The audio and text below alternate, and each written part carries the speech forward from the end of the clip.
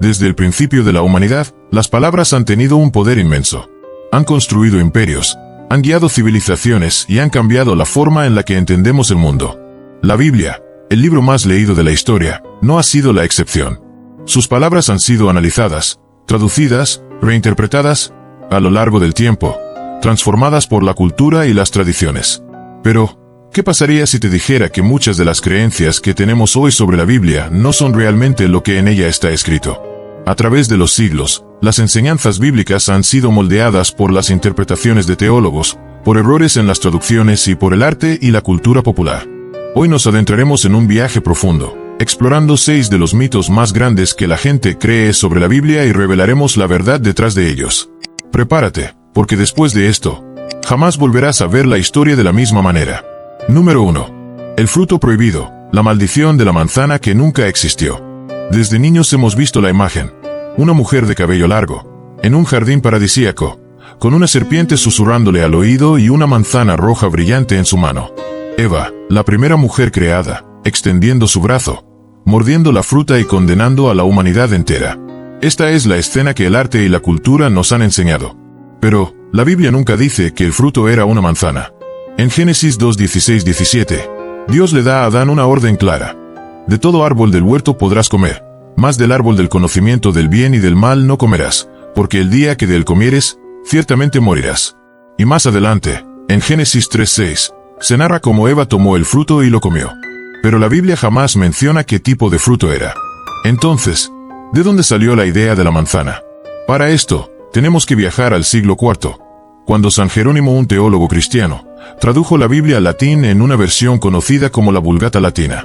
En esta traducción, la palabra malum fue clave para el mito. En latín, malum significa mal, pero también significa manzana. Este juego de palabras hizo que muchos creyentes asumieran que el fruto prohibido era una manzana, y con el paso del tiempo, los artistas medievales comenzaron a representarlo de esa manera. El arte cristiano del Renacimiento reforzó aún más esta idea. En pinturas como La caída del hombre de Albrecht Dürer, o en la obra de Lucas Cranach el Viejo, Eva sostiene una manzana, consolidando la imagen que hoy conocemos. Pero el verdadero mensaje del relato del Edén no radica en la fruta, sino en la desobediencia. La historia de Adán y Eva no se trata de un simple alimento prohibido, sino del acto de querer ser como Dios y decidir por sí mismos lo que es bueno y malo. En otras palabras, el pecado original no fue comer una manzana, sino el deseo humano de desafiar la voluntad divina. Número 2. María Magdalena, la mujer que la historia transformó en prostituta. Pocas figuras bíblicas han sido tan malinterpretadas como María Magdalena. En el imaginario colectivo, su imagen está atada a la de una mujer pecadora, una prostituta redimida por Jesús. Pero cuando vamos a la fuente original, a las Escrituras, encontramos una realidad muy diferente. La Biblia nos dice en Lucas 8:2 que María Magdalena era una seguidora de Jesús, una mujer de la cual él expulsó 7 demonios. Sin embargo, no hay ninguna referencia que indique que era una prostituta. Entonces, ¿de dónde salió esta creencia? La historia comienza en el año 591 después de Cristo, cuando el Papa Gregorio Magno pronunció un sermón en el que identificó erróneamente a María Magdalena con la mujer pecadora que unge los pies de Jesús, en Lucas 7 verso 37 al 38. Esta confusión perduró durante siglos. En la Edad Media, María Magdalena fue retratada como una prostituta reformada, lo cual influyó en la tradición cristiana y en la cultura popular. Con el tiempo, esta versión se consolidó en la Iglesia y en el arte cristiano. Pinturas, esculturas y obras de teatro la mostraban como una mujer caída que había encontrado redención en Jesús. En el cine, películas como Jesús de Nazaret y La Pasión de Cristo continuaron promoviendo esta imagen. Pero la verdad es que María Magdalena fue mucho más que eso. Ella fue una de las seguidoras más fieles de Jesús, estuvo presente en su crucifixión. Según Juan 20:16, fue la primera persona en verlo resucitado. Si hay algo que nos enseña su historia, es que el papel de las mujeres en el cristianismo primitivo fue mucho más importante de lo que con frecuencia se ha reconocido. Número 3. Los Reyes Magos, 3 hombres o una gran caravana. La imagen es clara, 3 hombres vestidos con túnicas brillantes, montados en camellos, cruzando el desierto para llevarle oro, incienso y mirra al niño Jesús. Pero lo que pocos saben es que la Biblia nunca dice que eran 3 ni que eran reyes. En Mateo 2:1-12, se nos habla de unos magos de Oriente, que llegaron a Jerusalén preguntando por el rey de los judíos. La única razón por la que se cree que eran 3 es porque llevaron 3 regalos. Oro, símbolo de la realeza de Jesús. Incienso, representando su divinidad. Mirra, un perfume usado en la preparación de cuerpos para la sepultura, señalando su sacrificio futuro. Pero en ninguna parte del texto se menciona cuántos eran realmente. De hecho, en la tradición oriental, se cree que pudieron haber sido una gran caravana de sabios y astrónomos. El título de reyes tampoco aparece en la Biblia. La idea de que eran monarcas proviene de una interpretación tardía basada en Salmos 72, 10-11, donde se dice que los reyes traerán regalos al Mesías. Con el tiempo, se les dieron nombres, Melchor, Gaspar y Baltasar, y en la Edad Media se les representó como provenientes de Europa, Asia y África, simbolizando la universalidad de Jesús. 4. Satanás era el director del coro celestial. La creencia que nunca existió. Durante años se ha dicho que Satanás, antes de su caída, era el director de la música en el cielo, encargado del coro celestial y de la adoración a Dios. Muchas personas creen que esta enseñanza viene de la Biblia, pero cuando revisamos las Escrituras, en ningún lugar se menciona que Lucifer tuviera este papel. ¿De dónde salió esta idea? Esta creencia proviene de una interpretación errónea de 2 pasajes del Antiguo Testamento. Ezequiel 28:13 menciona instrumentos musicales en el contexto del rey de Tiro, y algunos han interpretado esto como una referencia a Satanás. Isaías 14:12-15 habla de la caída de Lucero, hijo de la mañana, identificándolo con Lucifer, pero no menciona nada sobre la música. Sin embargo, estos pasajes no confirman que Satanás fuera un director de música celestial, y la idea parece haber nacido de predicaciones modernas y no de un texto bíblico concreto.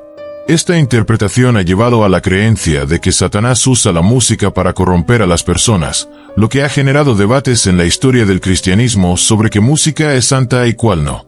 Pero la Biblia nos enseña que el verdadero peligro de Satanás no está en la música, sino en su capacidad de engañar y tentar a la humanidad.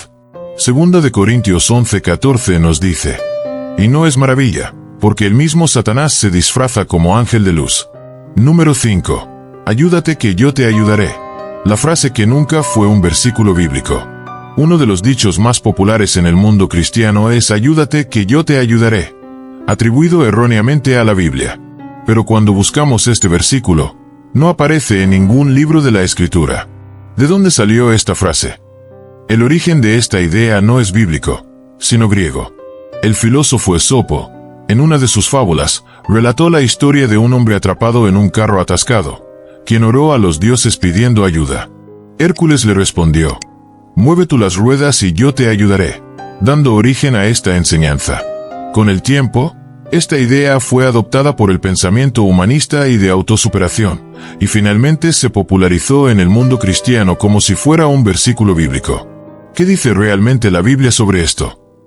Lejos de promover la autosuficiencia, la Biblia nos dice lo contrario. Proverbios 3 versos 5 al 6. Confía en Jehová con todo tu corazón, y no te apoyes en tu propia prudencia. Acéptalo en todos tus caminos, y él enderezará tus veredas. Salmos 46:1 nos dice: Dios es nuestro amparo y fortaleza, nuestro pronto auxilio en las tribulaciones. La Biblia nos enseña que debemos depender de Dios, no solo de nuestras propias fuerzas. La verdadera ayuda viene de confiar en Él, no de depender únicamente de nuestros propios esfuerzos. Número 6. Jesús nació el 25 de diciembre, la fecha que nunca estuvo en la Biblia. Cada año, el mundo entero celebra la Navidad el 25 de diciembre, creyendo que es el día exacto del nacimiento de Jesús. Sin embargo, cuando buscamos en la Biblia, no hay ninguna mención de la fecha exacta en la que nació Cristo. ¿Por qué no se menciona la fecha en la Biblia? Los evangelios de Mateo y Lucas nos dan detalles del nacimiento de Jesús, pero no mencionan un día específico. Sin embargo, hay pistas que sugieren que no pudo haber nacido en diciembre. Lucas 2 verso 8 menciona que había pastores en el campo cuidando sus ovejas de noche, algo que difícilmente ocurría en el invierno de Judea, cuando las temperaturas eran demasiado frías. Algunos estudiosos creen que Jesús nació entre septiembre y octubre, basándose en los turnos de los sacerdotes en el templo y en la concepción de Juan el Bautista. ¿De dónde salió el 25 de diciembre? La fecha del 25 de diciembre para celebrar la Navidad no está en la Biblia. se estableció siglos después, en la antigua Roma. En esa época, los romanos ya celebraban una fiesta llamada Sol Invicto, el 25 de diciembre, que marcaba el renacimiento del sol en el solsticio de invierno. La Iglesia adoptó esta fecha para celebrar el nacimiento de Jesús, facilitando así la conversión de los romanos al cristianismo. Básicamente, se tomó una fiesta ya existente y se le dio un nuevo significado cristiano. Aunque la fecha exacta de su nacimiento sigue siendo incierta, lo importante no es cuándo nació Jesús, sino lo que su nacimiento significa para la humanidad. Isaías 9:6 nos recuerda: porque un niño nos es nacido, hijo nos es dado, y el principado sobre su hombro, y se llamará su nombre admirable, Consejero, Dios fuerte, Padre eterno, Príncipe de paz. El verdadero sentido de la Navidad no está en la fecha ni en las tradiciones modernas, sino en el hecho de que Dios envió a su Hijo al mundo para traer salvación. Estos mitos han moldeado la forma en que muchas personas entienden la Biblia, pero lo más importante que debemos recordar es que la verdad está en las Escrituras y no en las tradiciones populares. A lo largo de la historia, errores de traducción, interpretaciones erróneas y adaptaciones culturales han cambiado nuestra percepción de los relatos bíblicos. Pero como cristianos o como estudiosos de la Biblia, nuestro deber es buscar la verdad y no dejarnos llevar por lo que hemos oído sin verificarlo en la palabra de Dios. Juan 8:32 nos dice: y conoceréis la verdad, y la verdad os hará libres. Ahora que conoces la verdad detrás de estos mitos, ¿qué piensas? ¿Conocías alguno de estos errores? Escríbelo en los comentarios y no olvides suscribirte al canal, activar la campanita y dejar tu like para que sigamos explorando más temas interesantes sobre la Biblia y su historia. Comparte este video para que más personas descubran la verdad. Nos vemos en el próximo episodio.